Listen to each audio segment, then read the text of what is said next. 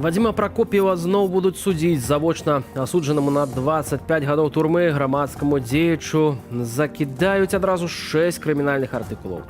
3 з якіх датычаць паклёпу і абразаў Лукашэнкі. Аб'ектыў у эфіры. Віталь Бабін разам з вамі ў гэты панядзелак вітаю і запрашаю на выданне. Лукашенко, паслядоўнік гітлераўскага рэжыму. Рада БНР адрэагавала на крымінальныя справы, якія распачала так званая генпракуратура супраць ураду ў выгнанні. Нават падчас Другой светлай вайны Рада БНР яна не пайшла на супрацу з нацысцкай Германіі. Ва ўніверсітэтах краіны ўводзяць абавязковую вайсковую падрыхтоўку. Прымусовая вайсковая служба, нам супечыцца, калі я служыў. Гэта ў вялікай ступені памылка мазгоў. Гістарычнае спатканне ў Кіеве адбываецца нефармальная сустрэча кіраўнікоў МЗС краінаў Еўразвязу. Будучыня Украіны ў Еўрапейскім Саюзе, у нашай супольнасці свабоды. І хутка яна будзе распасцірацца ад Лісабона да Луганска. З кожнай вёскай, з кожным метрам, які Украіна вызваляе. Змова з мэтай захопу улады і ўцягвання ў экстрэмісцкую дзейнасць, распальвання варожасці і нацызм. Цяпер крымінальную справу распачалі супраць Рады БНР.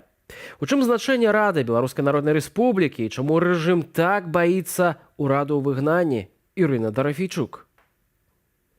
Прыцягнуць да адказнасці ўсіх, хто мае дачыненне да дзейнасці Рады Беларускай Народнай Рэспублікі, дзе б яны не былі, і за мяжой, і на тэрыторыі Беларусі. Генпракуратура распачала крымінальную справу супраць Рады БНР. Прэзідэнт Рады лічыць, што распачатак справы толькі пацверджанне, што нас усё ж такі баяцца, як нейкую ідэалагічную гістарычную альтэрнатыву, праўда, чырвона-зялёнаму БССР і Рэспублікі Беларусь у тым фармаце, які ёсць цяпер. Абвінавачваюць урад у выгнанні ажно паводле 7 артыкулаў крымінальнага кодексу Беларусі. Гэта дыскрэдытацыя Рэспублікі Беларусь, змова з мэтаю захопу дзяржаўнай улады, кіраўніцтва экстрэмісцкім фармаваннем і ўцягванне ў экстрэмісцкую дзейнасць ды падбухторванне беларусаў да ўдзелу на тэрыторыі замежнай дзяржавы ва ўзброеным фармаванні. Вінавацяць раду таксама ў распальванні нацыянальнай, рэлігійнай або іншай сацыяльнай варожасці, у наўмысных дзеяннях для рэабілітацыі нацызму, учыненых групай асоб. Рада БНР акурат заўсёды заяўляла і заяўляе, што гэта Александр Лукашенко, ідыйны паслядоўнік як савецкага, так і гітлерскага рэжыму. Это Лукашенко публічна рабіў і не адзін раз антысеміцкія заявы, абражаў непаўнавартнасць ні беларускай мовы, культуры.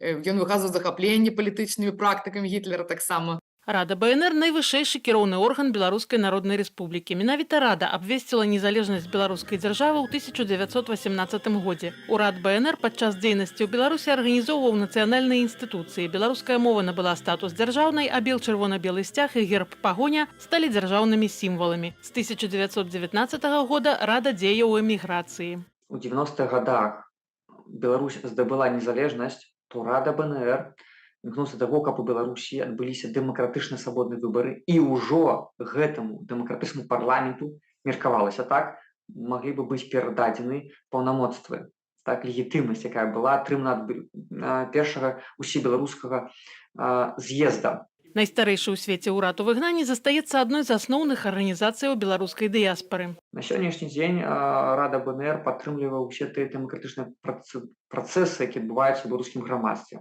Рада БНР падтрымлівае беларускі нацыянальны рух, дэмакратычны рух, які за мяжой прадстаўляе інтарэсы беларускага грамадства, так, стараецца апекавацца беларусамі на выгнанні. Сёлета ў ліпені КДБ прызнала Раду БНР так званым экстрэмісцкім фармаваннем, а ў сярэдзіне верасня экстрэмісцкімі прызналі сайт Рады БНР, яе старонкі ў сацсетках і лагатып, а таксама ўзнагароды беларускага ўраду ў выгнанні. Лукашенко заўсёды хваравіта ўспрымае любое нагадванне, што ён нелегітымны, што ён гвалтам захапіў уладу яшчэ з 1996 года. А Рада БНР гэта з'яўляецца такім захоўнікам каштоўнасцяў дэмакратычных, таго, што беларускі народ мае права на незалежную дэмакратычную менавіта дзяржаву, дзе людзі выбіраюць уладу, а не бандыты захопліваюць гвалтам уладу і ператвараюць краіну ў канцэнтрацыйны лагер. Факт распачынання лукашэнкаўскім рэжымам крымінальнай справы ніякім чынам не паўплывае на дзейнасць Рады, гаворыцца ў заяве ўраду ў выгнанні з гэтай нагоды. Ірына Дарафійчук, Белсат. Адсядзела ўвесь тэрмін пакарання за палітычныя погляды, яе зноўку судзяць. У рэчыцкім раённым судзе сёння распачаўся працэс над Палінай Шарэндай Панасюк. Палітзняволеную абвінавачваюць у злосным непадпарадкаванні адміністрацыі калоні. Актывістка не прызнае суд легітымным, а сябе лічыць палоннай. Паліна Шарэнда Панасюк зноўку дэкларавала, што адмаўляецца ад беларускага грамадзянства на знак пратэсту.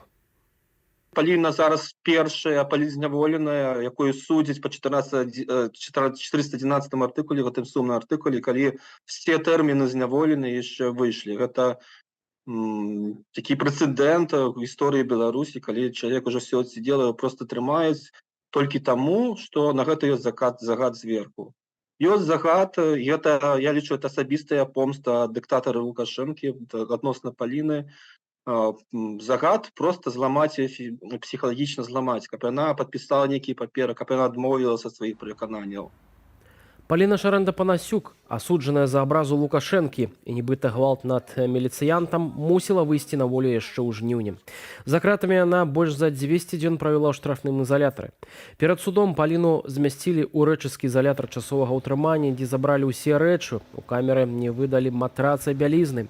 Фактычна актывістка спіць на падлозе. У першы дзень у судзе заслухалі сведкаў з боку калоніі, якія пералічылі нібыта дзясяткі парушэнняў палітзняволенай. Працэс вядзе суддзя Станіслаў Івацюненка, вядомы іншымі жорсткімі выракамі ў палітычных справах. Паседжанне ў рэчыцкім райсудзе працягнецца 9 кастрычніка.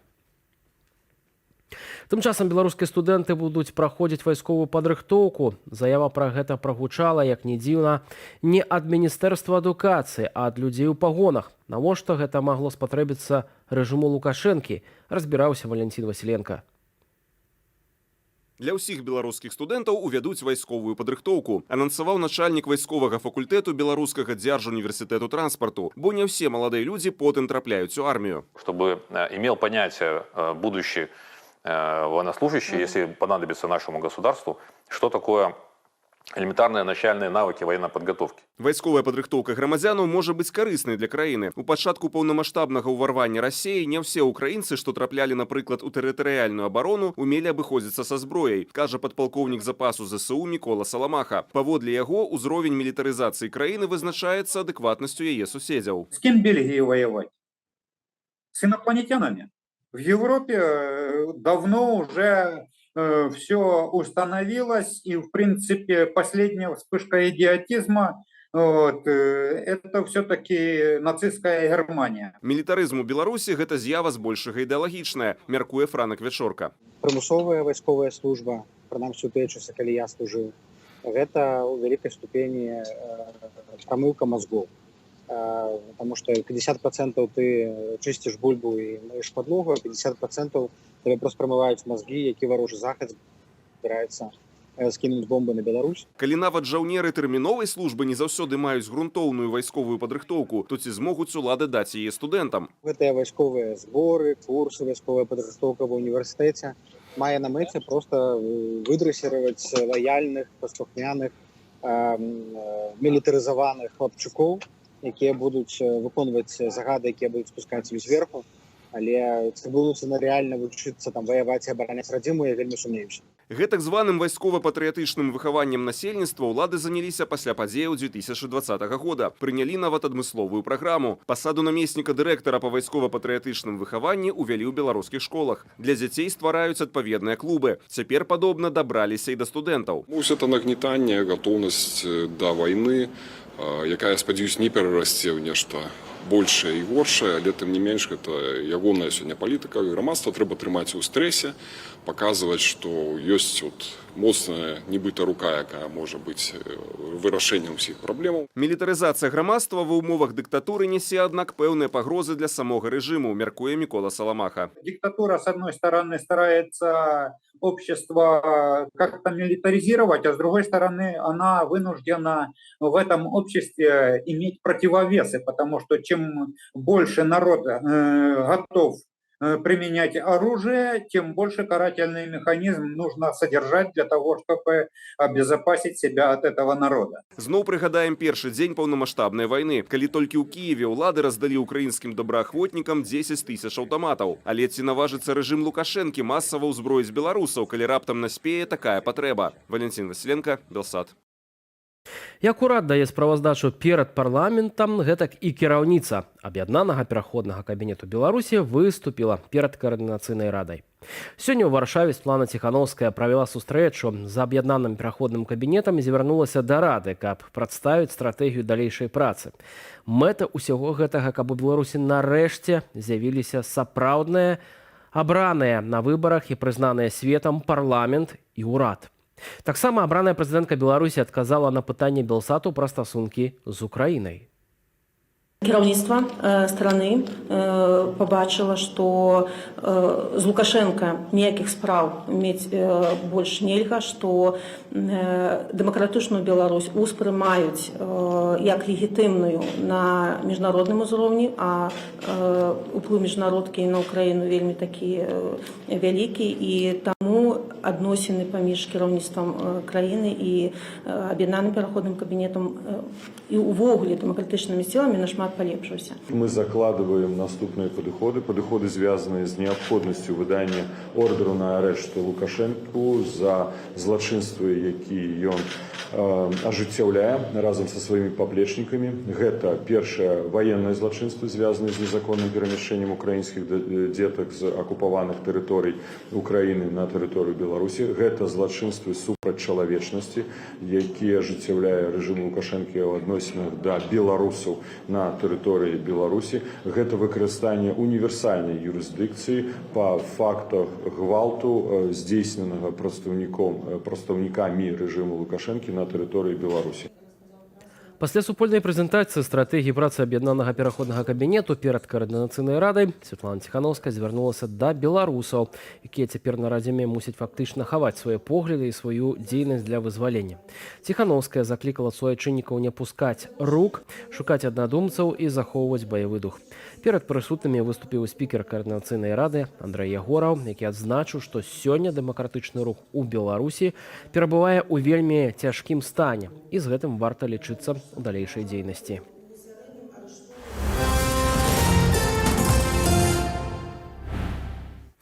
Міжнародны паралімпійскі камітэт прыняў рашэнне дапусціць беларускіх і расійскіх спартоўцаў да паралімпійскіх гульняў 2024 года ў Парыжы.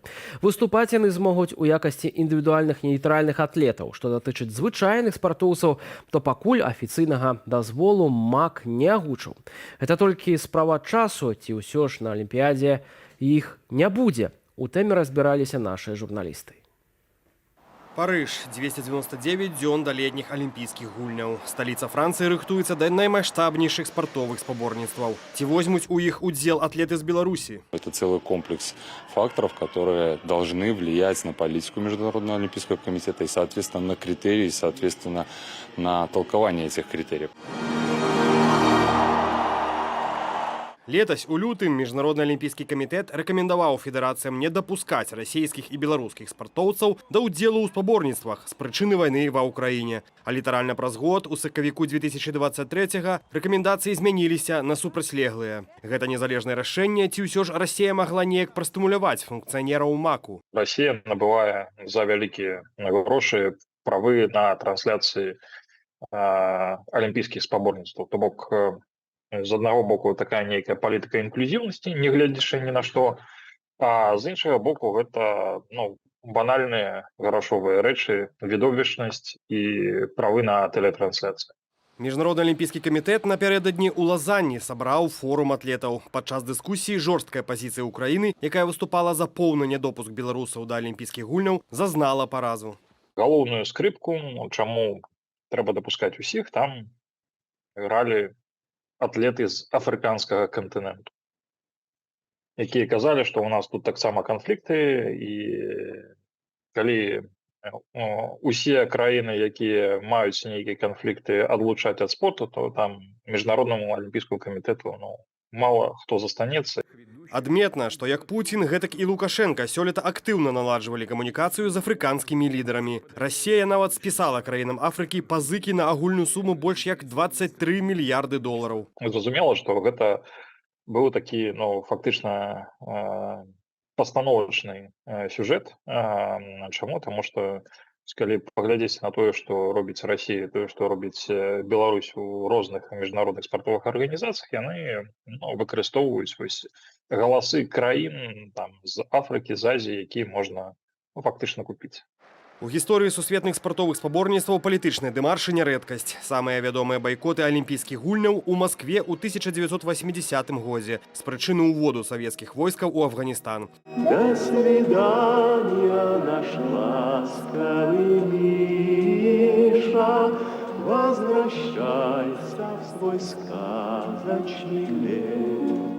Таксама Алімпіяды 1984 у Лос-Анджелесе ў адказ на байкот маскоўскіх гульняў. Што будзе рабіць Міжнародны алімпійскі камітэт, калі пачнуцца шматлікія адмовы ад удзелу ў галоўным спартоўным форуме чатырохгоддзя? Международный олимпийский комитет последовательно готовил себя к этому, и они в принципе готовы. Я не считаю, что политика бойкотов вообще эффективная. И думаю, что, на мой взгляд, для международной коалиции это проигрышная позиция. Калі прымуць станоўчае рашэнне аб допуску да алімпіяды беларускіх спартоўцаў, то застанецца нявырашаным адно з галоўных пытанняў, паводле якога крытэрыю іх будуць адбіраць. Не сакрэт, што шмат хто з нашых атлетаў прыпісаны да МУЗ, КДБ ды іншых сілавых структураў. Магчыма, трэба будзе падпісаць антываенную дэкларацыю? Ці можна тут яшчэ неяк паўплываць на рашэнне МАК? Нужно собирать информацию, нужно собирать доказательства, нужно более широко толковать эти критерии и добиваться именно расширения критериев. И, соответственно, конечной целью является то, чтобы такие атлеты не попадали на эти соревнования и не являлись средствами пропаганды режимов и нормализации войны. 6 кастрычніка Беларускі фонд спартовай салідарнасці разам з нашым тэлеканалам арганізуюць дэбаты адносна права беларускіх і расійскіх спартоўцаў рэпрэзентаваць краіны на алімпійскіх гульнях у Парыжы ды іншых міжнародных спаборніцтвах. Дата не выпадковая. У гэты дзень у Стамбуле распачнецца Генеральная асамблея еўрапейскіх нацыянальных алімпійскіх камітэтаў. Павел Алейнікаў, Андрей Сульжыц, Белсат. Міжнародны дзень доктара. Прадстаўнікоў гэтай прафесіі Беларусі сёння віншуюць у свеце. У Беларусі ж атмасфера ў галіне аховы здароўя далёка не святочная. В нашай краіне не стае адпаведных спецыялістаў. О прычынах і адчайных спробах уладаў выправіць сітуацыю у матэрыяле Александра Асколова. Па ўсім свеце сёння адзначаюць Дзень доктара. Паводле Сусветнай арганізацыі здароўя, доступ да медычных паслуг мусіць мець кожны. У Беларусі медыцына фінансуецца з падаткаў, але ці даступная яна ўсім грамадзянам? Выпускников более чем достаточно, чтобы покрыть потребности нашей страны. Но каждый год все равно эти люди куда-то пропадают. И растворяются они в чистом воздухе, они уезжают в соседние страны. Інстытут «Палітычная сфера» даследаваў міграцыю беларусаў у Нямецчыну, Латвію, Літву, Польшчу ды Эстонію пасля 2020 года. Са 180 тысячаў 50% з'ехалі праз палітычны пераслед. Кіраўнік інстытуту Андрей Казакевіч дадае, у другой паловы былі эканамічныя альбо змешаныя прычыны. Па ўзроўню заработных плат у медыцынскай сферы Беларусь плаціць медыцынскім работнікам у 2-3 разы менш, чым у іншых краінах. Таму спецыялісты, якія з'ехалі, у Беларусі ўжо не вернуцца. У Беларусі незанятымі застаюцца больш за 4700 пазіцыяў дактароў. Менавіта такую лічбу выдае пошук у дзяржаўнай базе вакансіяў. Паводле Міністэрства аховы здароўя больш за іншых не стае анестэзіёлагаў, рэаніматолагаў, дыягностаў і стаматолагаў. Прычынаю называюць перавабліванне спецыялістаў прыватнымі медычнымі цэнтрамі. І іх улады масава пачалі пазбаўляць ліцэнзіяў у 2022 годзе. Во всем мире есть частная медицина, которая прекрасно, как правило, дополняет страховую, государственную, какую-то другую. Частная медицина предлагает быстрее, лучший сервис очень часто. Ну и в конце концов выбор, чтобы у человека, у гражданина, у пациента был. Чем плохи медцентры частные? Они наоборот разгружают очереди, они позволяют пройти платно тому, кто может заплатить снизив таким образом нагрузку на государственное здравоохранение. Ці з прычыны, каб пакінуць маладых спецыялістаў як мага даўжэй па размеркаванні, у верасні ўлады прапанавалі змены ў кодэкс аб адукацыі. Паводле іх, тэрмін адпрацоўвання пасля заканчэння універсітэту могуць павялічыць з 2 до 5, а ў некаторых выпадках і да 7 гадоў. Больш за тое, паводле міністра адукацыі Андрэя Іванца, цяпер адпрацоўваць будуць і платнікі. Заплаціць замест адпрацоўвання таксама стала цяжэй. Пра гэта 24 верасня паведаміла чыноўніца Міністэрства аховы здароўя Вольга Калюпанова. У нас шмат медычных дынастыяў. Дзеці паступаюць у тыя ж медычныя універсітэты, што і бацькі. У 2020 годзе з дапамогаю ковідных выплатаў сем'і гасілі кошт навучання. Тады ён быў каля 30 тысячаў беларускіх рублёў. Але ўрад пастанавіў павялічыць суму. Цяпер гэта ўжо каля 60 тысячаў беларускіх рублёў.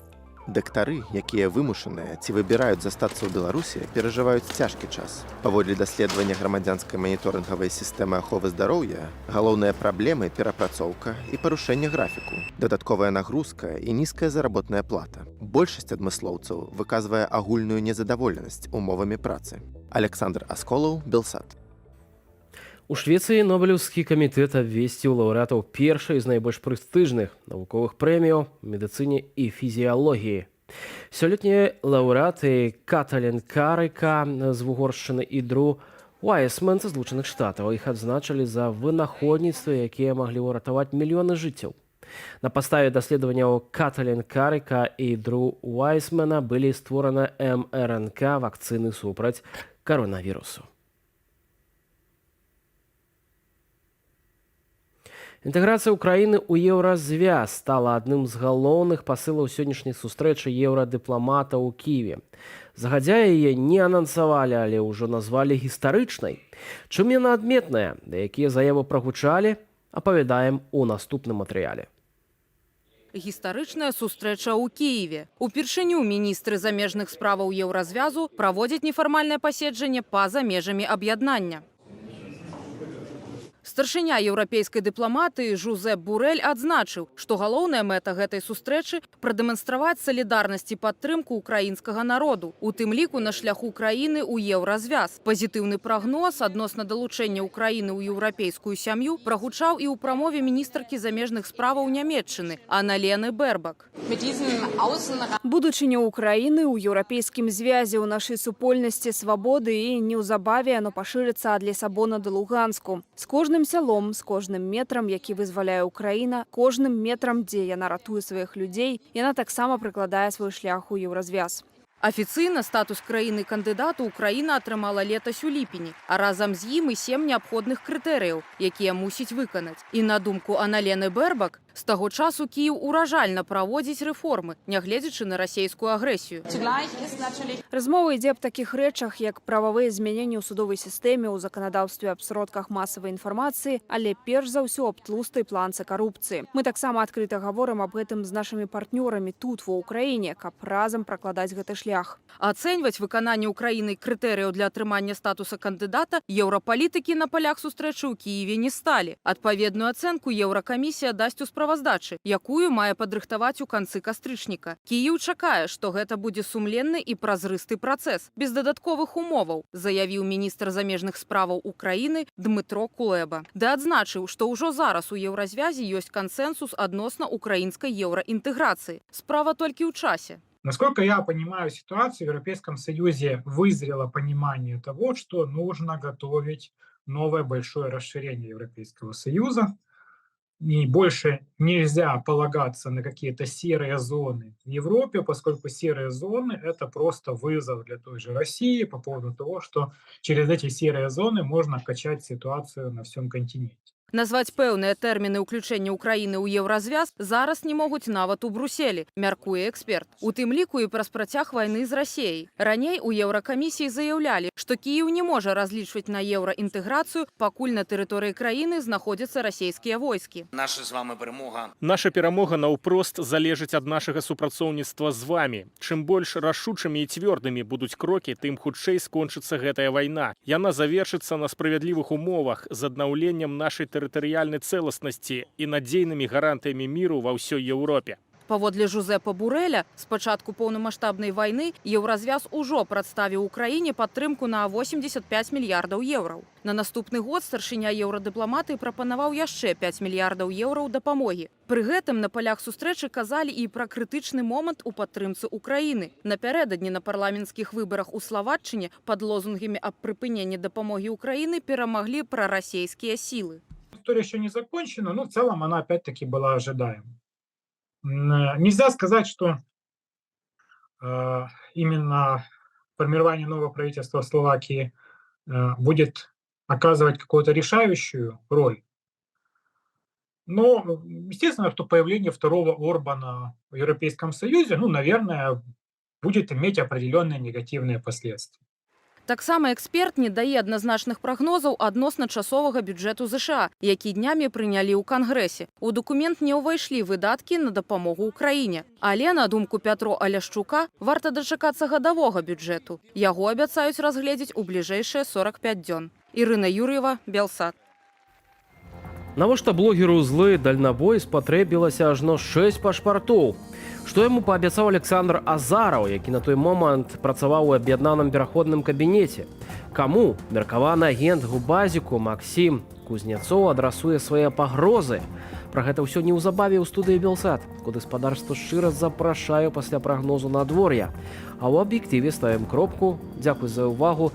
Віталь Бабін быў з вамі. Да сустрэчы праз імгненне.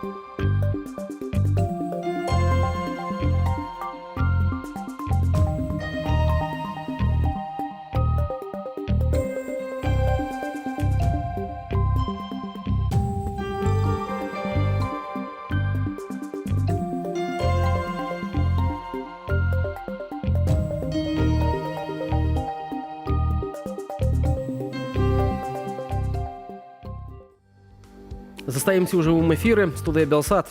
Віталь Бабін. Вітаю тых, хто далучыўся да нас. І вось якія тэмы абмяркуем. Злы дальнабой. Гісторыя меркаванага агента спецслужб Беларусі, за якую ўзяўся Белсат у праграме «Тыдзень». Знайшлі ажно 6 пашпартоў. Дагаварняк з Александрам Азаравым. Пагрозы нашым журналістам. Ды не толькі. Ці магчымыя перамовы з рэжымам аб вызваленні палітычных вязняў? Гэтае, ды і іншыя пытанні ў эксклюзіўнай размове Белсату з амбасадарам ЗША ў АБСЕ Майклам Карпентэрам. Лукашэнкаўская генпракуратура распачала крымінальныя справы супраць Рады Беларускай Народнай Рэспублікі. Што на гэта адкажа найстарэйшы ў свеце ўраду выгнанні? Пагаворым і пра іншае не менш важнае, таму застаньцеся з намі.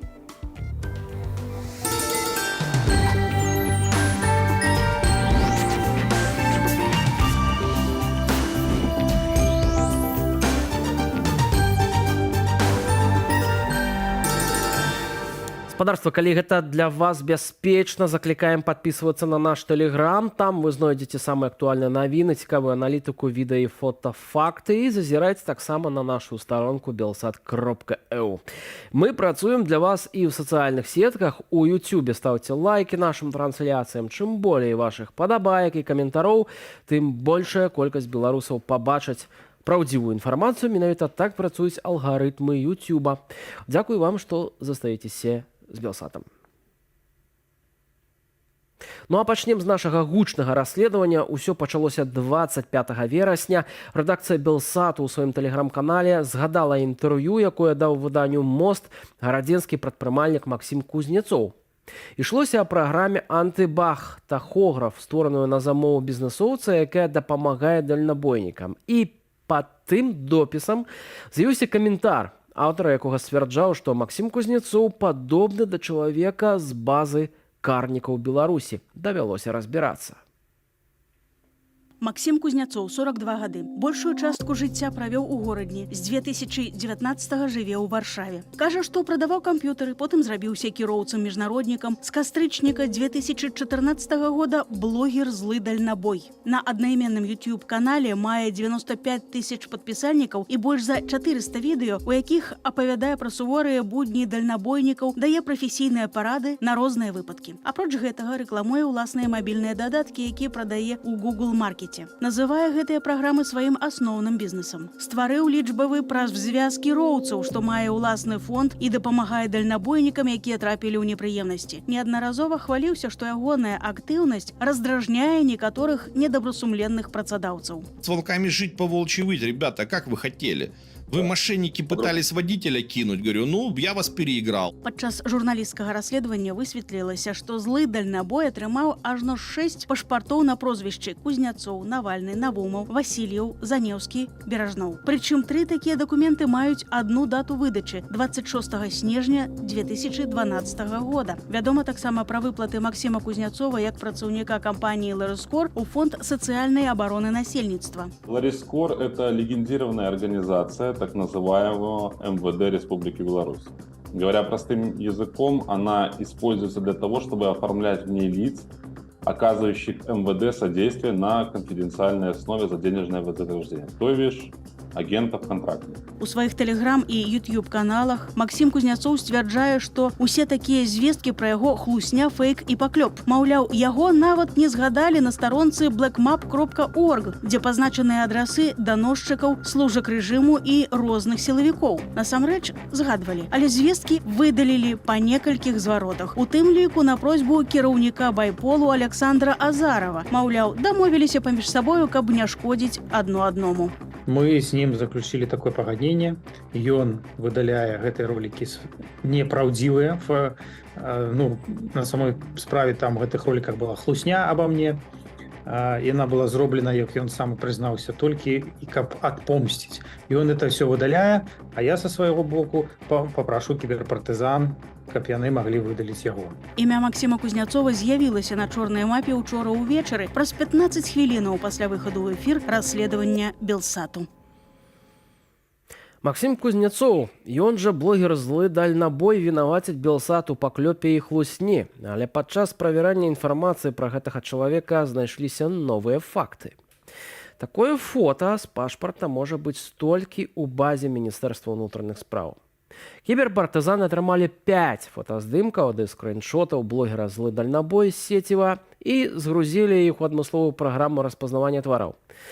Праўдападабенства 99,99%. Ёсць інфармацыя пра тое, што куратарам Максіма ў органах быў Сергей Навагран, штатны супрацоўнік гарадзенскага губазіку. Звольнены адтуль праз п'янку, Навагран уладкаваўся дальнабойнікам. Вядома, што Навагран, Кузнецоў ды некаторыя іншыя асобы ездзілі ў Польшу на «Фольксвагене» злога дальнабоя. Супадае фота, імя, дата нараджэння і паходжанне з горадня. Да таго ж Кузнецоў згадваецца ў праекце «Карнікі Беларусі».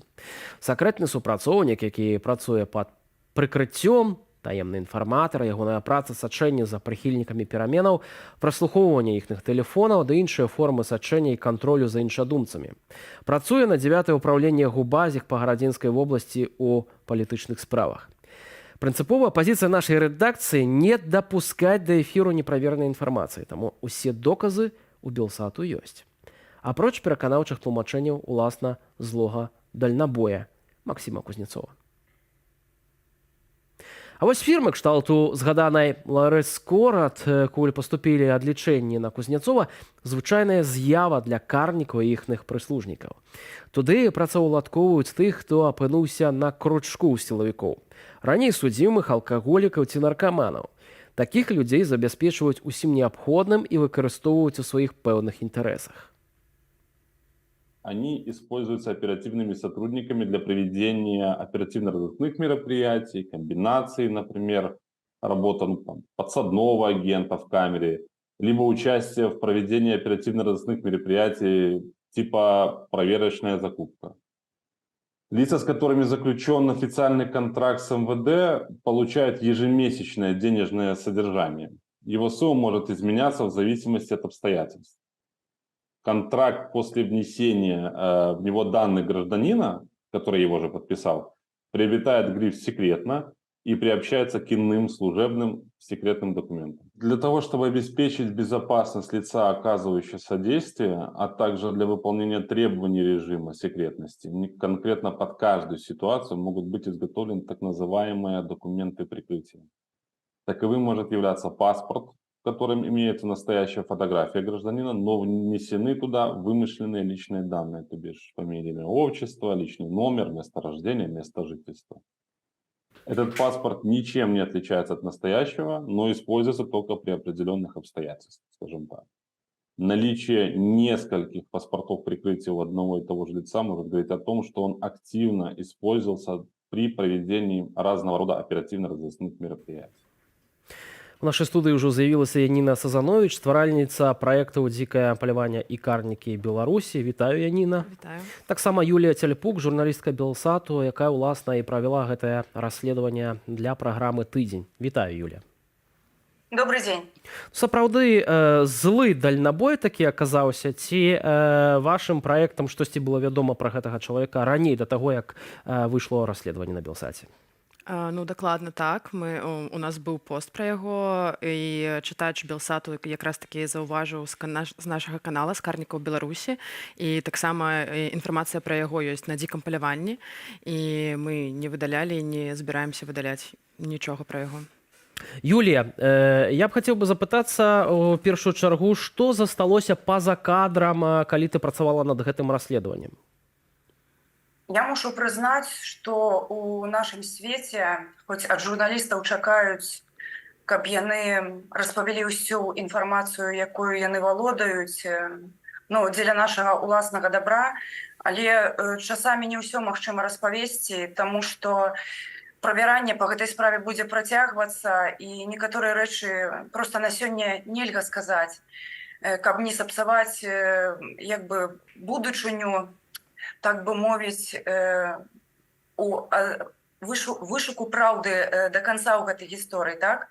Бо самых галоўных рэчаў, як мне падаецца, мы не даведаліся праз недагаворкі спікераў у нашым расследаванні, я лічу, што супольным з Ігорам Кулеем, і праз маўчанне галоўнага фігуранта, які мог прынамсі сказаць некалькі сказаў у сваю абарону, але ён размаўляў з намі моваю ультыматумаў, моваю непрыстойнасцяў, так, і ганебных увогуле выразаў, якія называюць вульгарызмамі.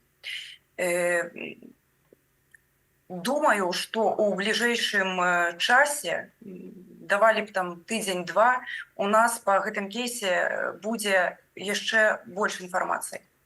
Уласна, пасля выхаду ў эфір журналісцкага расследавання пра цёмнае мінулае Максіма Кузнецова, ён цяпер з новымі сіламі яшчэ больш разлютавана вінаваціць Белсат у паклёпе і хлусні. Рэдакцыю дадатак да папярэдняга абурэння атрымала ў сацсетках новыя абразы, пагрозы ды лаянку. А вы кто? Расследование провели? Обломалися? Теперь будете отказывать. Я кажу, не собака гавкая. Я в субботу приеду с командировки и щільно займуся вами. Где хоть один факт? Где хоть один доказ? Фоток з интернету напомповали и таблицу Excel надруковали. И все? Я прапаную вам пайсці на хейтеры з бруднай попай. Прыляпіліся да маёй жоп кляшчы і смокчаце хайп.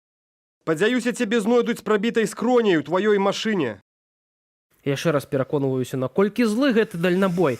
Яніна, ведаем вось з гэтага расследавання, што былі людзі, якія прасілі выдаліць гэтага чалавека з базы карнікаў. Атрымоўваецца, што ў яго ёсць цэлая сетка сяброў, нейкіх знаёмых, якія свята вераць у тое, што ён чалавек вельмі добры. Ну, як я і казала Юлі, калі мы з ёй размаўлялі, тое, што вам знаёмы знаёмага просіць, таму што ён там, я не ведаю, недзе выпіў з ім піва на рэчцы, гэта не доказ таго, што чалавек добры. Альбо глядзіць ягоныя стрымы там. Так, і ці калі чалавек стаяў на апазіцыйных маршах у 2020 годзе, гэта таксама не доказ таго, што гэты чалавек нармальны. Я зараз, мне скидвалі каментарі, якія злой дальнабой пісаў, і я ў шоке, што ён займаецца газлайтингам, то бок ён пытаецца усім зацвердзіць думку, тое, што гэта фотошоп, тое, што гэта ўсё вы прыдумалі, тое, што вы там Excel-таблічку я таксама такую магу зрабіць. Ну, гэта тое, чым займаўся на самой справе Артур Гайко у камандзе «Чорнай кнігі Беларусі». Таму што ён якраз-такі даказваў усім, што гэта не ён, што гэта не я. Вы на мяне падумалі? Як вы што? Да нет, гэта вось гэты чалавек, які сказаў пра мяне нешта дрэннае. Гэта ён плахі.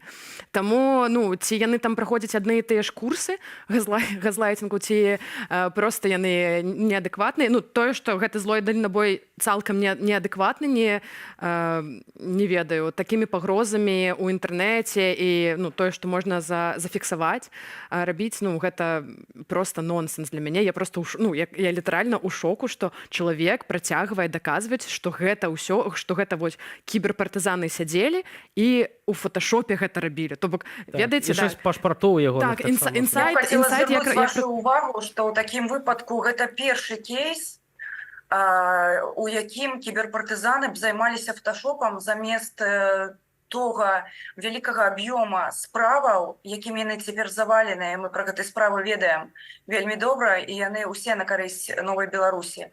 Мне цікава, чым Максім Кузнецоў заслужыў такую увагу да сябе, каб фотошопіць ягонае мінулае. У чым ягоная такая зорнасць і у чым яго такая непаўторнасць? Няхай бы нам распавёў. Ён нам казаў, што замоўленае наше таксама расследаванне было. То скажы нам, хто гэтыя замоўнікі, хто табе шкодзіць, а можа ўжо так шмат людзей, з якімі ў ворагах ходзім, што невядома, хто шкодзіць можа. Сапраўды, злы дальнабой відавочна не вылучаецца лагодным характарам і прыстойнымі манерамі. Промнямі хейту ён шчодра дзеліцца з усімі, з кім не згодны. Апроч нашай журналісткі пад гарачую руку Кузнецова патрапіў і Юрый Бутлік, кіраўнік аўташколы «Фенікс». Ды і не толькі. Вось некаторыя каментары да яго, якія атрымалі нашыя журналісты. 3 дэбілы – гэта сіла. Дамову пазней дашле бухгалтар і малі Бога, каб я з цябе грашыма ўзяў. Дзе села, там і выйшла. А ведаеш чаму? Таму што ты старая і страшная. Я празмаўляў перад нашым эфірам з заснавальнікам і кіраўніком аўташколы «Фенікс» Юрыем, які намагаўся супрацоўнічаць з Максімам Кузнецовым першапачаткова, а потым атрымаў ад яго пагрозы. Я, уласна, пры прыватнасці запытаўся, пра якіх умовах яны пазнаёміліся і як развіваліся падзеі. Давайте послухаем. История началась где-то года 2 назад, так как я занимаюсь обучением дальнобойщика уже больше 5 лет. У меня школа под Варшавой. Мы захотели сделать, так как мониторили всех ютуберов, сделать рекламу своей школы. Ну и написали в личку Максиму, что типа давайте сделаем эту рекламу. Все это есть в переписках, он сразу же выслал номер счета. И сразу же оплачиваете в течение 10 минут. Мы с ним говорим, мы так не хотим, чтобы ты там просто у себя на канале прорекламировал. Мы хотим, чтобы человек приехал, походил по нашей школе, попринимал видео. Он там с психами, как всегда, ответил, что все, не морочьте мне голову, до свидания. Я там сделаю вам антирекламу с другой школы. Ну и это как-то закончилось. Потом где-то Не помню уже точно, 2-3 месяца мы нашли другого блогера, он к нам приехал, снял хорошую рекламу, все это сделали. Ну и он сразу же в своем канале начал выставлять меня с моей женой и с этим блогерами, там подписывать, что 3 дебила это сила, и разные эти гадости в своем этом репертуаре писать. Ему написали, ответить, что зачем ты такое пишешь по-нормальному, все нормальные люди, ну не устраивает тебя школа, никто никого не заставляет, зачем переходить на личности. Там такие гадости были, что там, все эти скрины есть, все это сохранено, распечатано, в этом нет вопросов. Он там еще хуже начал жене отписывать, там вообще не такие, что даже я не хочу про это говорить. Нормальный человек, психологически уравновешенный, такой человек такого писать не будет. Ну окей, мы там отписались вперед, и каждый на протяжении этого года полтора, он каждый там 2-3 месяца выставлял там эти гадости, все это писал. Узнал, что в Беларуси, я тут его набрал, ну и сказал ему, что зачем ты такое дальше продолжаешь, если тебя что-то не устраивает, давай там встретимся, поговоримся. Он меня спровоцировал на разговор, конечно, с этого разговора вырезал только то, что я ему говорил. И на следующий день, как он себе утверждает, что он настоящий журналист, побежал сразу же в полицию польскую. Подал это заявление, что я типа там ему угрожаю. Но опять же выставил это на своем канале и подписал там все эти гадости. Перед тем, как бежать в эту полицию, он день мне высылал угрозы, шантажировал, что если ты мне там не скинешь 8 тысяч злотых, откуда он эту квоту там взял, хотел, чтобы я купил там его эти приложения никому не нужные, то я типа пойду в полицию или приду там в твою школу, разобью типа окна. Ну и вот так это типа закончилось. В итоге через 2-3 недели, ну может чуть больше, я не помню этих всех, ко мне позвонил полицейский с таким хорошим чувством юмора и говорит, что ты должен прийти там в полицию туда-то на Макото. Ну окей, я пришел на следующий день. И там все смеялись, особенно это, что типа вообще, ну это смешно, как человек может прийти с этой записью, но так как это полиция, она должна это рассмотреть. Я подготовил это все в папочке, пришел с адвокатом, выложил всю эту историю, и они начали уже смотреть вообще по-другому, потому что тут уже в другую сторону переходит это. Выложил всю эту историю, заполнили все мои документы, ну и все, и теперь жду. И тут уже... Будем видеть, что дальше. Типа оно пойдет где-то на прокуратуру, всего слова. Ці ведалі вы таксама ось про факты з біографії Максима Кузнецова? Так. Потому что оно еще всплыло где-то год назад, но потом, я так понял, оно там где-то пропало. Я всегда общаюсь со студентами, у меня много студентов, каких я обучаю, тоже есть группа в какой-то это. Ну и ребята всю эту информацию мне скидывали, что вот он там сливает водителей, какие выезжают, даже некоторые там рассказывают, что некоторым визы потом не давали, что такая вся информация. То есть я с самого начала это знал, что тут чем-то пахнет не так. Из-за этого, опять же, что он тут делает, этот человек, нигде не работает. Ну, тут очень много вопросов. Полиция автоматом сразу же появились. Живет он там тоже возле аэропорта и тому подобное. Так что вопросов много у полиции появилось. Но мне нечего скрывать. У меня все окей. Ці з'являюцца вось гэтыя праграмы, якія распрацоўвае злы дальнабой бяспечнымі ўвогуле для кіроўцаў, для дальнобойнікаў? Ну, я занимаюсь обучением дальнобойщикам уже 5 лет, именно веду вот этого час практики кіроўцаў на польском, можно так сказать. У меня есть образование польское, могу это преподавать. И скажу вам честно, потому что были от его какие-то там засланные, можно так сказать, приходили в эту школу. Оно ничем не помогает. Там вообще... Нету. Ну, просто вам тяжело это объяснить. Если бы человек кто-то понял, я бы объяснил. Там не так все просто. Это на самом деле... Ну, не может быть хорошая программа стоит $2, можно так сказать. Не может она стоить $2. Там нету молотков, нету парома. Там по GPS вышел где-то с машины, пошел прогуляться, он тебе пишет руль и тому подобное. И все эти ребята, какие у его покупали, были у меня тоже такие. Они говорили, они ему пишут там с претензиями, а он в ответку, как в своем телеканале, сильно борзый, там в своем телеграм-канале, что я там твою маму и тому подобное. Ну, абсурд. Ну, не о чем разговаривать. Так. Некаторым людзям, да прыкладу Александру Азарову, ён у сваіх відэа прапановаў асабіста сустрэцца, каб там сур'ёзна паразмаўляць, і былі такія ж прапановы з яго на боку на ваш адрес?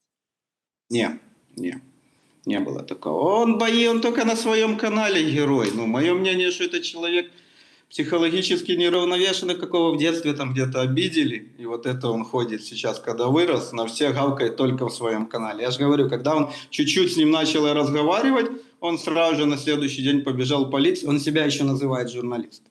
Я считаю, что это ненормально. Можно всегда договориться, но это комедия. Там самой этой полиции так смеялись, ну, реально ребята веселые попались. Но когда увидели уже то, что есть у меня, то там уже все как бы перешло в другую сторону.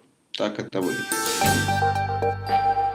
Яніна, тут здзіўляе ў першую чаргу вось гэты дагаверняк паміж Александром Азаровым, тагачасным прадстаўніком кабінета і кіраўніком байпола, і Максімам Кузнецовым. Ужо ж была справа чорнай кнігі Беларусі. Няўжо не навучыліся вось на гэтым?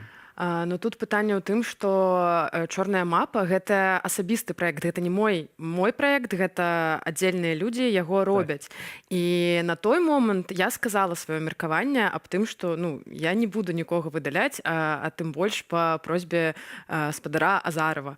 Але я не магу паўплываць на... Я магу паўплываць тым, што я скажу сваё меркаванне, але канчатковае вырашэнне гэта было за блэкмэпам. Ён вельмі зараз таксама хвалюецца, што ён даверыўся Азарову, бо ён не меў сутыкненняў з ім да гэтага, а я вось якраз такі год таму мела гэта сутыкненне наконт чорнай кнігі Беларусі, дзе ён спачатку мне сказаў, спачатку ён нам кажа, не выдавайце Гайко і не кажыце пра тое, што гэта байпол, а потым, калі ўсё гэта уся інфармацыя пайшла ў свет, ён мне пачаў казаць, ігнарируй пытанне, не адказвай, не кажы пра нас. То бок я зразумела яшчэ тады, што ён пытаецца сябе неяк абеліць, і на той момант яшчэ байпол. Таму для мяне гэта была... Для мяне гэта быў шок. Вось я учора глядзела расследаванне, і я проста была ў шоку тое, што ён на поўным сур'ёзе сказаў аб тым, што мы паразмаўлялі з людзьмі, і там толькі добрыя характарыстыкі. Юлія, ты размаўляла з Александром Азаровым, ці ты таксама пачула са слоў спадара Александра, што ён быў упэўнены ў злым дальнабоі? Гэта было адно з найкарацейшых інтэрв'ю за апошні час. Мы абмеркавалі перад запісам, то бок у такім ключы была размова, што ён падумаў наконт гэтай тэмы, і у яго ёсць на гэты конт што сказаць. Не ў стылі інтэрв'ю, а зрабіць заяву. Я задала толькі 2 дадатковых пытанні, наколькі нам хапіла часу. Прагучала тое, што прагучала, таму спадарства. Тут з майго боку магу сказаць, што застаўся асадак і недасказанасць, але таксама я не магу дазволіць сабе рабіць уласныя высновы, бо зноў-такі можна высноваў нарабіць, а мы там до конца можам не ведаць, як сітуацыя складаецца. Я б хацела звярнуць вашу увагу яшчэ на адну рэч, калі мы ўжо казалі пра чорную кнігу Беларусі. Скандал, калі ўсё раскрылася, ён быў, здаецца, на пачатку восені мінулага года. Ад ЧКБ, значыць, просьбы праз одно колено да особы, которая хотела паўплываць на выдаленне спадара Максима з Blackmap, поступали ад тых самых людзей, як мы ведаем. Гэта імёны хіба нічога цяпер не скажуць беларусам, которые не сочаць глыбока за гэтай сітуацыяй, так? Але гэта аказаліся тыя ж людзі, ініцыятыва сама была падначаленая тады інфапоінту. Вось яны дазвалялі сабе так пісаць, не ведаючы справы, што чалавек ручаецца за чалавека, а пішам мы не з нейкага там прыватнага аккаунту, што вось, напрыклад, спадар Марк уже назвала, піша са свайго прыватнага аккаунту такую просьбу. Не, ён піша з аккаунту ЧКБ. Пазней іншы чалавек, спасылаючыся на іншага чалавека, піша не што ён хоча выдалення гэтага чалавека, а з Blackmap, а што прыйшла такая просьба са штаба. Какой штаб? Першае пытанне было. Ці ад офісу Святланы Ціхановскай. А оказывается, што это ўвогуле рэцэнзія одной новой особы, якая там прапрацавала, на пальцах перасчытаць. Смяная гісторыя, я думаю, што гэта яшчэ тэма для далейшых расследаванняў. Дзякуй вялікі, Юлія Цельпук, журналістка Белсату, а таксама ў нашай студыі Яніна Сазанович, стваральніца праектаў «Дзікае паляванне» і «Карнікі Беларусі». Дякую. Працягнем наш эфір. Александр Данілевіч, кандыдат юрыдычных навук, дацэнт факультэту міжнародных стасункаў БДУ. Надаваў юрыдычную дапамогу апанентам рэжыму. Адваката Данілевіча затрымалі на працоўным месцы ў траўні летась. Так званая суддзя Тацяна Фалькоўская прысудзіла юрысту 10 гадоў змоцненага рэжыму за нібыта пагрозу нацыянальнай бяспецы Беларусі, а таксама за экстрэмізм. Вярхоўны суд пакінуў без зменаў апеляцыйную скаргу на вырак. Александр Данілевіч, герой нашай сённяшняй рубрыкі «Жыве».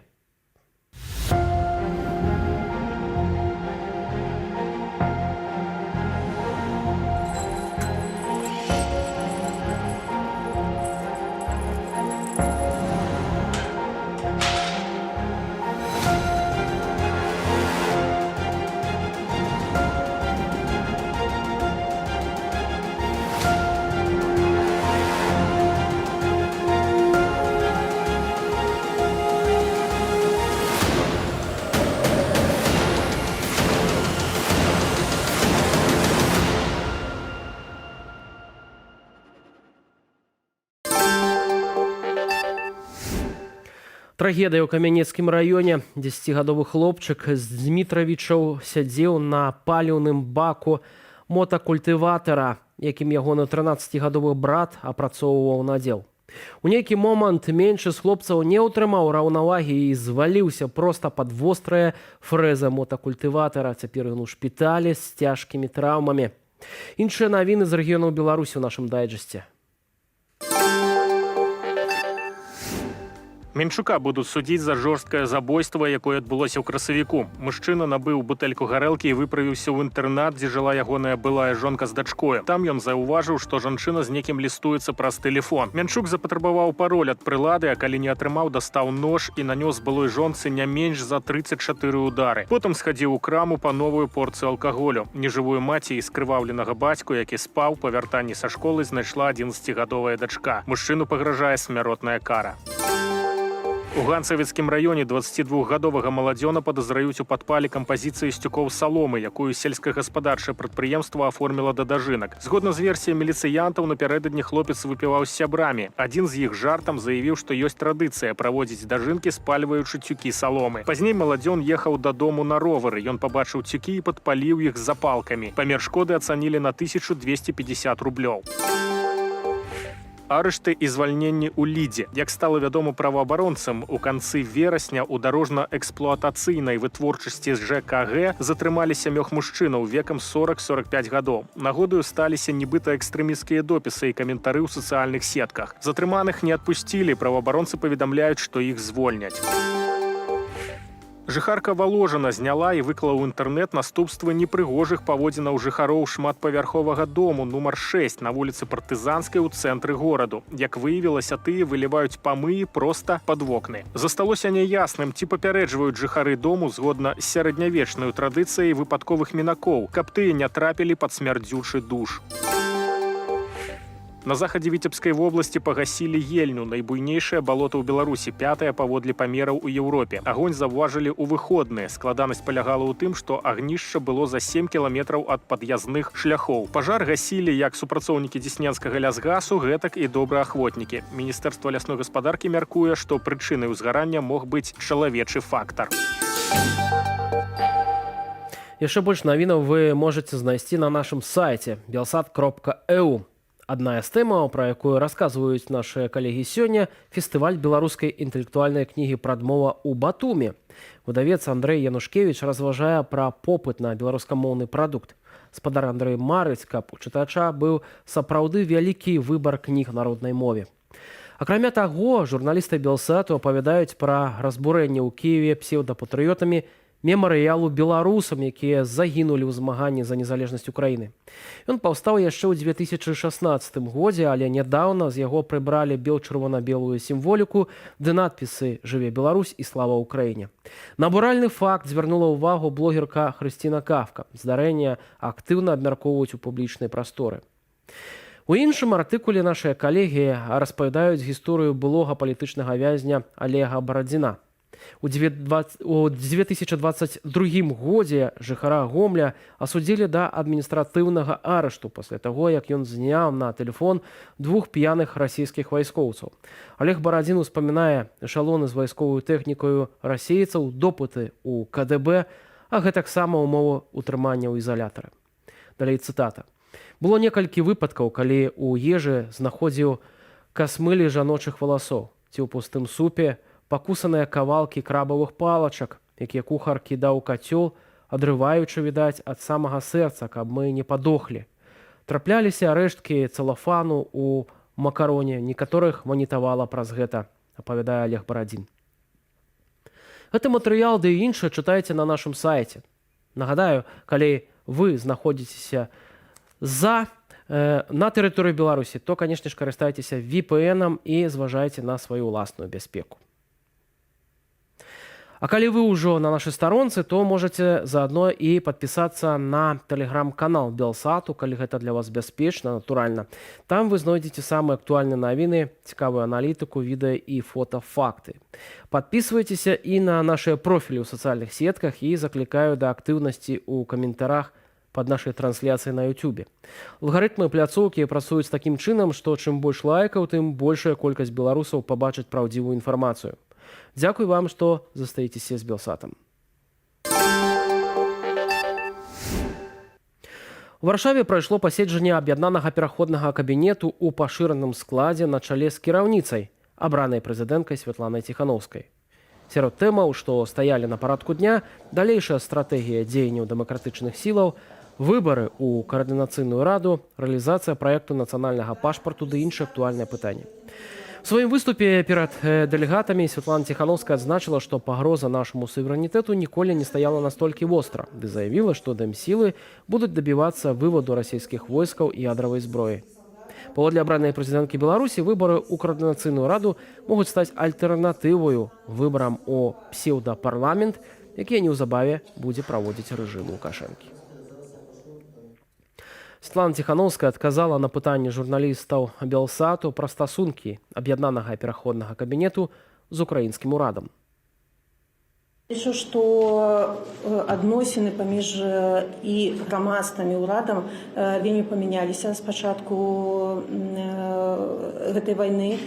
Мы пачалі, канешне, з грамадзян, бо вы памятаеце, грамадства пачало ўспрымаць беларусаў як суагрэсараў, трэба было растлумачыць нашу сітуацыю, чаму мы не на вуліцах, чаму мы не спыняем танкі голымі рукамі і так далей. А ўжо калі пачалі шмат паяўляцца ў медыа, тлумачыць сітуацыю, потым пачаліся нейкія супольныя украінска-беларускія канферэнцыі, якія дагэтуль праводзяцца, тады ўжо я думаю, што і кіраўніцтва страны побачыла, што з Лукашенка ніякіх спраў мець больш нельга, што дэмакратычную Беларусь успрымаюць як легітымную на міжнародным узроўні, а уплыў міжнародкі на Украіну вельмі такі вялікі, і таму адносіны паміж кіраўніцтвам краіны і аб'яднаным пераходным кабінетам і ўвогуле дэмакратычнымі сіламі нашмат палепшыўся. Вы ведаеце, што адкрылася місія дэмакратычнай Беларусі, абнавіла сваю дзейнасць пару тыдняў таму, і Геннадзь Манько накіраваны туды як глава гэтай місіі. Зараз ён усталёўвае адносіны з дыпламатычнымі місіямі іншых краін, таксама з адміністрацыяй прэзідэнта, з парламентам, што таксама немалаважна, і таксама з беларускімі добраахвотнікамі, увогуле з беларусамі, каб вырашаць нейкія лакальныя пытанні. Тым часам у Варшаве стартавала 10-дзённая канферэнцыя БСЕ па чалавечым вымярэнні. Удзельнікі гэтай імпрэзы абмяркуюць стан захавання правоў чалавека, і асноўных свабодаў у рэгіёне.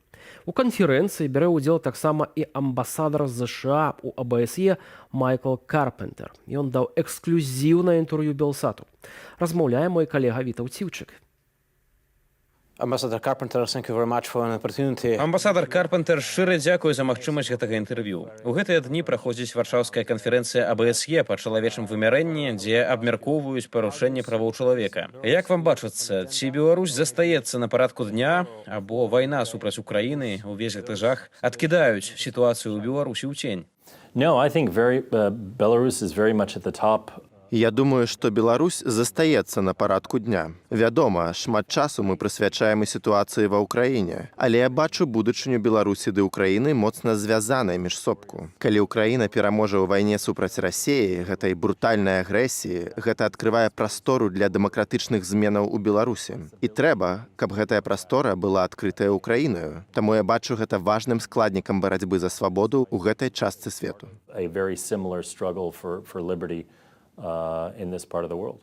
Ці можна казаць пра адзінства заходніх краінаў адносна Беларусі? У нас ёсць прыклад Венгрыі, амбасадара якой уручыла даверчыя граматы дыктатару упершыню з 2020 года. Look, there are different countries that adopt different attitudes towards this regime. У розных краінаў рознае стаўленне да гэтага рэжыму. Мы вельмі ясна сказалі, што не лічым легітымнымі выбары 2020 года. Мы патрабавалі новых свабодных і справядлівых выбараў, якія будуць адпавядаць волі беларускага народу. І мы працягнем гэта рабіць. І ў нас ёсць інструменты кшталту маскоўскага механізму, якія мы стасуем у дачыненні рэжыму ў Беларусі. Мы выразна называем рэкамендацыі. Трэба выпусціць палітычных вязняў, адказаць паводле закону за парушэнне правоў чалавека і правесці свабодныя ды справядлівыя выбары. Шанец, што гэта адбудзецца, проста цяпер невялікі, але мы працягнем ціснуць на рэжым, каб дабіцца выніку. To press this regime to do the right thing. You have mentioned political prisoners. We know that in Belarus we have... Цяпер у Беларусі каля 1500 чалавек прызнаныя палітвязнямі. Праваабаронцы сцвярджаюць, што рэальная лічба значна большая. І калі мы, напрыклад, кажам пра маіх калегаў-журналістаў, то гэта жах. Ігар Лосік, 15 гадоў калоніі, Дзяніс Івашын, больш за 13 гадоў калоніі, Кацярына Андрэева з Белсату, больш за 8 гадоў калоніі. Тэрміны ўсё больш падобныя на сталінскія. Ці бачыце вы магчымасць вызваліць усіх людзей дыпламатычным шляхам? Is it still possible to release them by diplomatic way? Well, we will continue to demand that all political prisoners be released. Мы будзем патрабаваць вызвалення ўсіх палітвязняў, бо гэта сапраўды дэградацыя да сталінскага часу. Так гэта адчуваецца. Гэта абсалютна несправядлівыя выракі. Падстава для іх толькі тая, што людзі выказвалі сваю палітычную пазіцыю. Кожны чалавек мусіць мець права казаць і думаць усё, што ён захоча. І тут мы маем справу з рэжымам, які брутальна рэпрэсуе гэтыя базавыя свабоды і фундаментальныя правы. Таму мы не адступімся ад нашых патрабаванняў, каб рэжым выпусціў палітычных зняволеных і панёс адказнасць перад сваім народам. So we're not going to let up in our demands that the regime release political prisoners and be accountable to its people. It seems the regime is seeking ways to obey the sanctions. Падобна на тое, што рэжым шукае спосабы прыстасавацца жыць пад санкцыямі пры дапамозе іншых краінаў, а не мяняць сваіх паводзінаў. Працягваецца пераслед грамадзянаў, людзей масава звальняюць з працы, кожны тыдзень з'яўляюцца новыя палітвязні. Ці азначае гэта, што санкцыйная стратэгія правалілася? Ці можа наадварот, санкцыі занадта слабыя? Are too weak to help free political prisoners. Look, I think that it will take some time for the sanctions to have.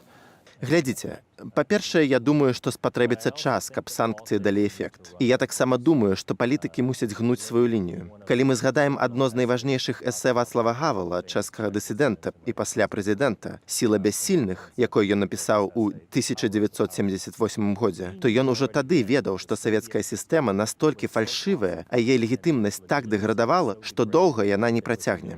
І гэта было ў 1978 годзе, у самы цёмны час халоднай вайны. За 10 гадоў да гэтага здушылі праскую вясну. І пройдзе яшчэ 10 гадоў, пакуль свабода прыйдзе ва ўсходнюю Еўропу. І Гавал ведаў, што сістэма не прапаноўвае людзям ні легітымнасці, ні магчымасцяў.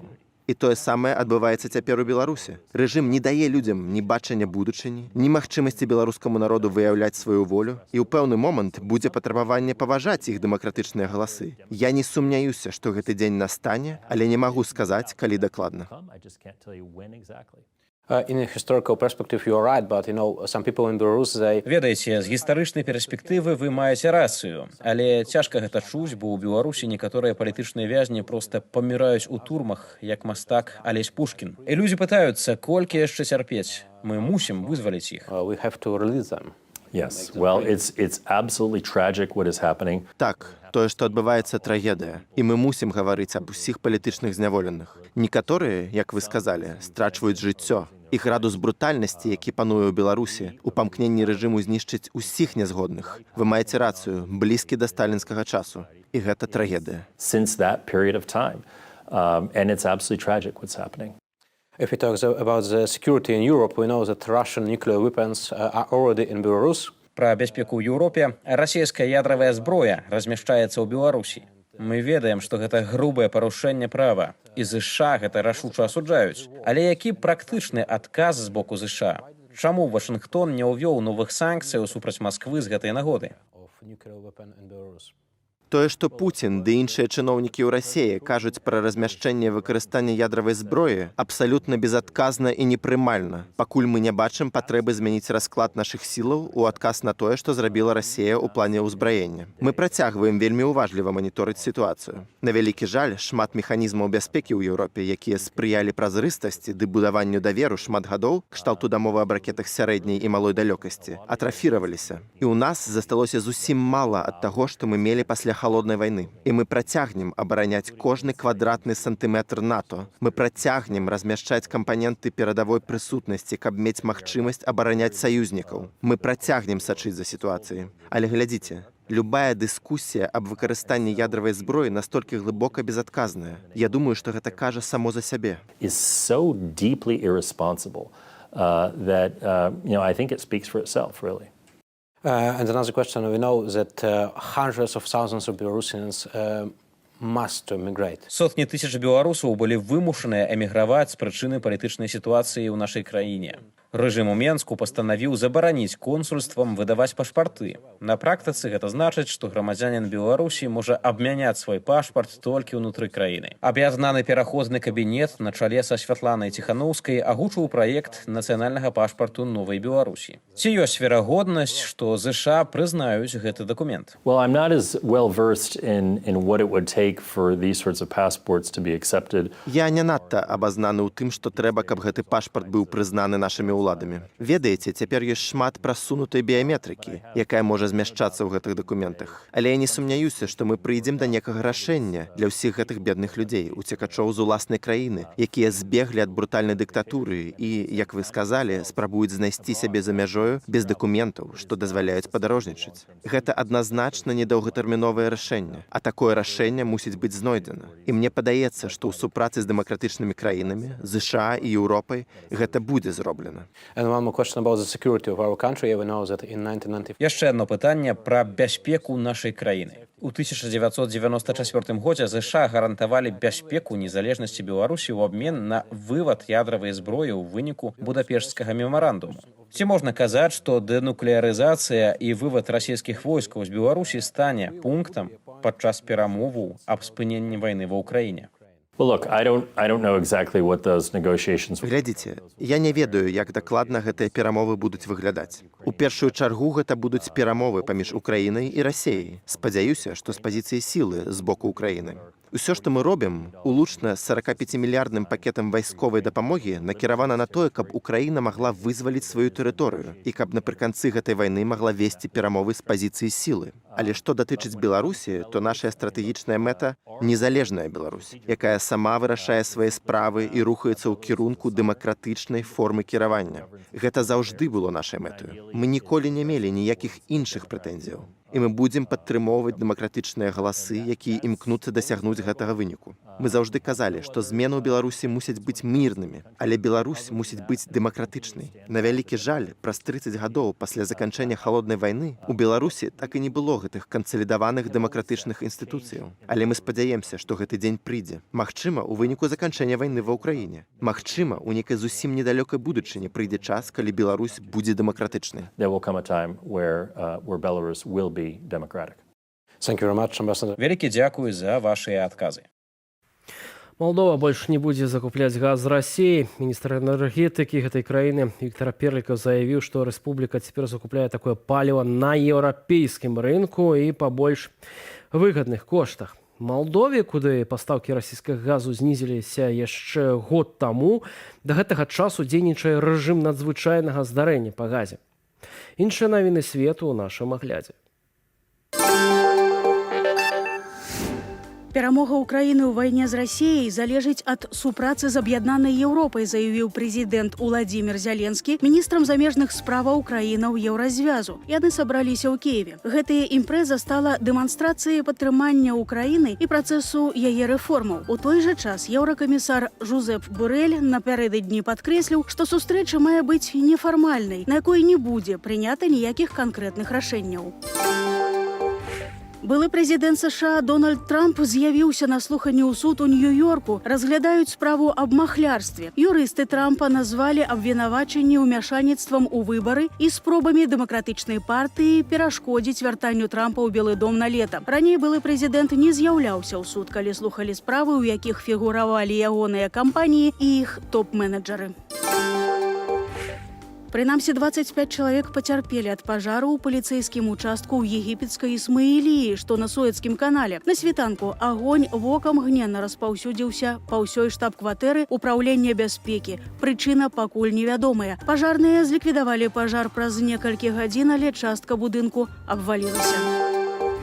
Навукоўцы Каталін Карыко з Венгрыі і Дру Вайсман з США атрымалі сёлета прэмію Нобеля ў галіне медыцыны за адкрыцці, якія дазволілі распрацаваць эфектыўныя вакцыны супраць COVID-19. Іхная тэхналогія лягла ў аснову вакцынаў Pfizer і Moderna. На фантастычнай арэне MSG Sphere ў Лас-Вегасе адбыўся першы музычны канцэрт. Адметна, што выступ рок-гурта U2 суправаджала шыкоўнае светлавое шоу на гіганцкім сферычным экране. Прапаноўваем зазірнуць унутр мультымедыйнай сферы і вам.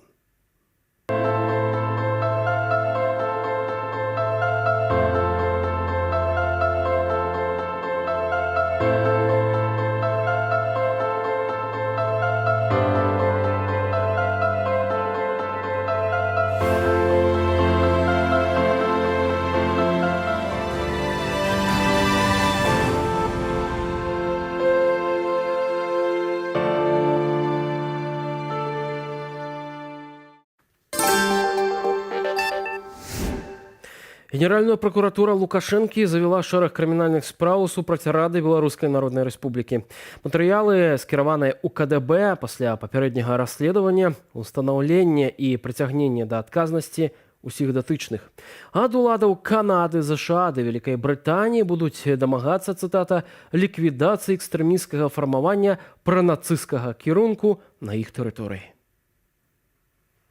Паводле лукашэнкаўскай генпракуратуры, кіраўніцтва Рады каардынуе дэструктыўныя намаганні з іншымі экстрэмісцкімі арганізацыямі, устанаўлівае сувязі з узброенымі структурамі, што дзеюць на тэрыторыі Украіны, у якія ўваходзяць грамадзяне Беларусі. Дзейнасць Рады нібыта заснаваная як у мінулым, гэтак і цяпер на адмаўленні існавання суверэннай беларускай дзяржавы. Абурыла рэжым і тое, што кіраўнік Рады БНР у перакладзе з беларускай на расейскую ды іншыя мовы свету абвяшчае сябе прэзідэнтам. Генпракуратура ў дзейнасці Рады БНР разглядзела прыкметы такіх артыкулаў, як змова з мэтаю захапіць дзяржаўную ўладу, кіраўніцтва экстрэмісцкім фарміраваннем, дзейнасць якога скіраваная на рэабілітацыю нацызму, распальванне варожасці, дыскрэдытацыя Рэспублікі Беларусь, падштурхоўванне грамадзянаў да ўдзелу ва ўзброеным канфлікце на тэрыторыі замежнай дзяржавы ды шэраг іншых парушэнняў. Рада БНР – найвышэйшы кіраўнічы орган і спадкаемца ўраду Беларускай Народнай Рэспублікі. Дзее ў выгнанні з 1919 года і ёсць адною з асноўных палітычных арганізацыяў беларускай дыяспары. На сёння Рада – самы стары стары ў свеце ўрад у выгнанні. З 1997 года узначальвае арганізацыю Івонка Сурвіла.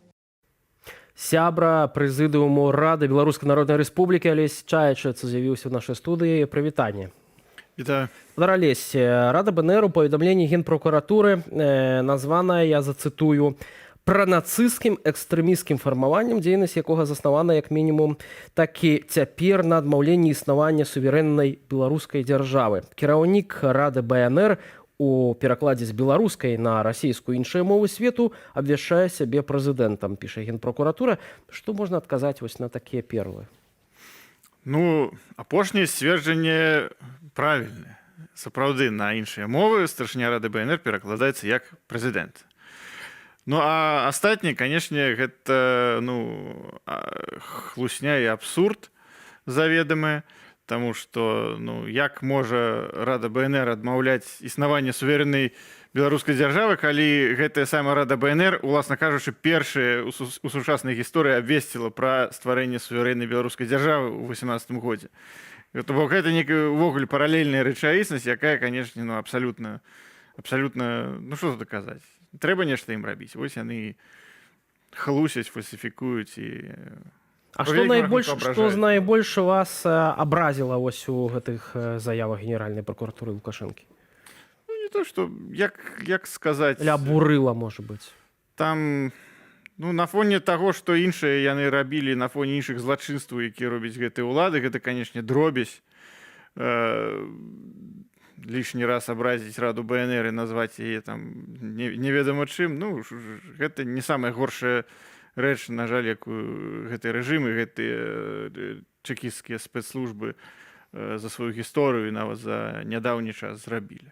Лукашэнкаўскія пракуроры кажуць, што будуць дамагацца ад уладаў, напрыклад, Канады, Вялікай Брытаніі, выдачы сябраў Рады Беларускай Народнай Рэспублікі. Я сабе спрабую уявіць, што вось Генпрокуратура Лукашэнкі ідзе, адпраўляе нейкі ліст уладам Канады, каб тыя, напрыклад, арыштавалі грамадзянку Канады, напрыклад, так, Івонку Сурвілу, выдалі яе лукашэнкаўскім уладам і спынілі дзейнасць Рады Беларускай Народнай Рэспублікі на тэрыторыі, напрыклад, Канады альбо Вялікай Брытаніі.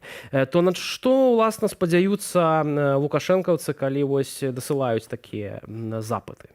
Ну, мы не ведаем, ці яны сапраўды нешта кудысьці даслалі, ці яны проста сказалі, што яны дашлюць.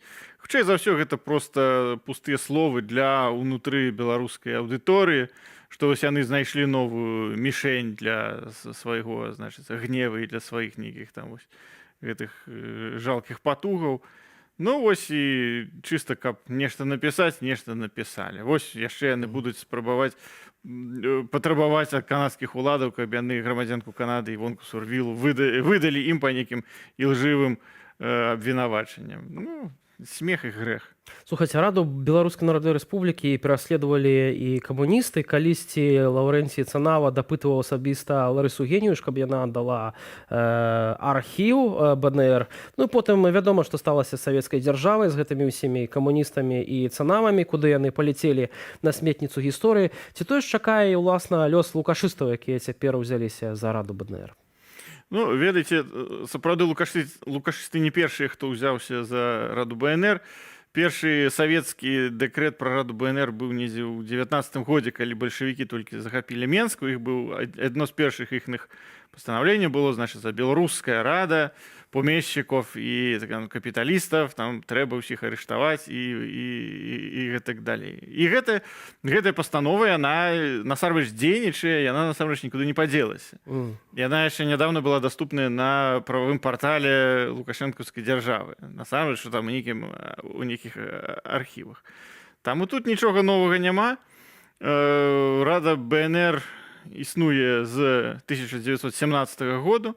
Яна больш стары дзяржаўны інстытут, чым любыя інстытуты лукашэнкаўскай улады. Яна перажыла бальшавікоў, і яна, канешне ж, перажыве Лукашэнку таксама. Ну, вось у каментарах, да прыкладу, у сеціве пад гэтай навіной прапануюць Радзе БНР уласна распачаць крымінальныя артыкулы супраць следчых, якія ініцыявалі гэтую справу. Якім будзе адказ Рады БНР вось апрача заявы сённяшняй на вось на гэтую навіну? Ну, фармальна юрыдычна Рада БНР магла б стварыць суд для таго, каб даць юрыдычную ацэнку гэтым дзеянням і гэтак далее. Але юрыдычная ацэнка гэтаму ўсяму мы ўпэўнены, што будзе. Яна будзе ў Рэспубліцы Беларусь. Пасля таго, як у Рэспубліцы Беларусь будзе адноўлены законнасць і прававая дзяржава. Бо цяперашні рэжым, канешне, гэта не прававая дзяржава, гэта беззаконне тое, што робіцца. Гэта парушэнне законаў, тое, што робяць гэтыя людзі, якія пра такія рэчы абвяшчаюць. Рада БНР у цяперашніх умовах яна будзе працягваць сваю дзейнасць далей. Мы будзем працягваць падтрымліваць беларускіх байцоў, якія ва ўкраіне ваююць за ўкраіну і за Беларусь. Мы будзем надалей падтрымліваць палітвязняў, будзем падтрымліваць сем'і гэтых людзей. Бо рэакцыя, якую сёння прадэманстравалі лукашысты, яна азначае толькі адно, яна азначае, што дзейнасць Рады БНР мае значэнне. Яны яе баяцца, яна ім непрыемная. А раз яна ім непрыемная, мы яе будзем працягваць.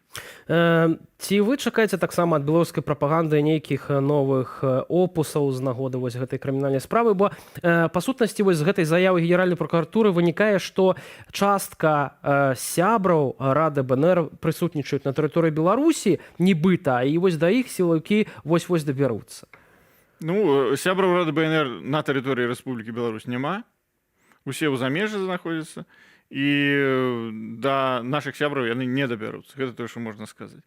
Прапагандысцкія нейкія іхныя новыя творы. Ну, мы іх з нецярпеннем чакаем. Даўненька нічога не было новенькага там. Зноўку, напэўна, нейкія паралелі з калабарацыяністамі часоў другой сваёй. Тэлеграма Кайзеру, што там яшчэ. Ну, вось увесь гэты арсенал вядомы, увесь гэты арсенал іхны прапагандысцкі 10 000 разоў ўжо прагавораны, абвергнуты, і ім няма што на гэта адказаць. Няма у іх пераканаўчых нейкіх абвінавачанняў супраць Рады БНР. Ім на што яны крытыкуюць там, ну, хуліганскія нейкія проста робяць рэплікі там наконт, там, не ведаю, там, краіну пражывання, ўзроста і нейкіх там характарыстык людзей. Ну, это просто такая шпана і хуліганскіх такіх дзеянняў. Гэта адзінае, што ад іх можна чакаць. Разам з тым, Рада Беларускай Народнай Рэспублікі па сёння з'яўляецца сімвалам захавання дэмакратычнай Беларусі вось для самых беларусаў. Якое вось, уласна, сёння, пасля гэтых шэрагу крымінальных справаў, Рада БНР будзе які мець сімвал для самых беларусаў? Ну, я лічу, што, як я казаў, гэта, безумоўна, гэтая рэакцыя сведчыць пра тое, што дзейнасць Рады БНР для гэтага рэжыму непрыемная, яна наносіць ім шкоду. А тое, што наносіць шкоду гэтаму рэжыму, гэта ідзе на карысць Беларусі і беларускай дэмакратыі. Значыцца, Рада БНР мае рацыю ў тым, што яна робіць, яна на правільным шляху, і тую функцыю, якая яна выконвала, яна будзе надалей выконваць для таго, каб захоўваць гістарычную памяць, захоўваць пераемнасць сучаснага беларускага дэмакратычнага руху з беларускім незалежніцкім і дэмакратычным рухам 100гадовай даўніны. Гэты статус Рады, ён запатрабаваны, ён важны, і мы сёння гэта яшчэ раз толькі пабачылі. Хай так будзе. Жыве Беларусь і жыве Рада Беларускай Народнай Рэспублікі. Дзякуй вялікі за гэтую размову. Алесь Чайчыц, сябра прэзідыуму Рады БНР, быў у нашай студыі. Дзяўчына з Лос-Анджелесу падвозіць выпадковых мінакоў на ровары, падчас чаго тыя спяваюць свае ўлюблёныя песні. Увесь працэс дзяўчына здымае на відэа ды выкладвае ў тык-току. Сустрэла яна і беларуса, які заспяваў песню на вібэнду. Нашыя суайчыннікі ў каментарах напісалі сотні падзяк дзяўчыне і спеваку. За сотні відэа сабрала ўжо больш за 150 000 праглядаў. Прапануем паглядзець і вам. Майго жыцця будзе свяціць яшчэ ярчэй нашай крыві сонца зайграе вся прыгажосць тваіх вачэй хей